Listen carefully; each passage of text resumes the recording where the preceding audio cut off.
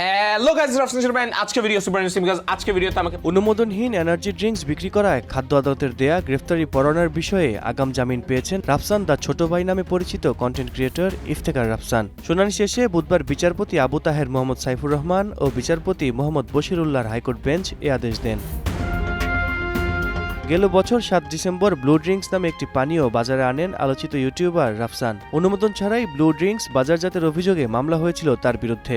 গত ১৩ জুন রাফসানের বিরুদ্ধে গ্রেফতারি পরোয়ানা জারি করেন ঢাকার বিশুদ্ধ খাদ্য আদালতের বিচারক আলাউল আকবর। কি হলো, কারণ একটা গোল স্টিক বানাইছিলাম, ভিডিও বানাবো। রাফসানের বিরুদ্ধে দায়ের করা মামলায় বলা হয়, কোনো খাদ্যপণ্য উৎপাদন, বাজারজাত ও বিক্রয় করতে গেলে বাংলাদেশ জাতীয় মান সংস্থা বিএসটিআই এবং ওষুধ হলে ওষুধ প্রশাসন অধিদপ্তরের অনুমোদন নিতে হয়। এক্ষেত্রে কোনো কর্তৃপক্ষের অনুমোদন না নিয়েই উৎপাদিত পানীয় ব্লু বাজারজাত, মোড়কজাত ও বিক্রি করার অনিয়ম পরিলক্ষিত হয়েছে।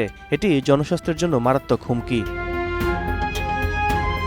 এজন্য ব্লু উৎপাদন, মোড়কজাত ও বাজারজাতকারী মেসেজ ড্রিঙ্ক ব্লু বেভারেজ এবং এটির মালিক রাফসান প্রত্যক্ষ ও পরোক্ষভাবে জড়িত বলে মামলায় অভিযোগ করা হয়েছিল। আল কাসির, সময় সংবাদ, ঢাকা।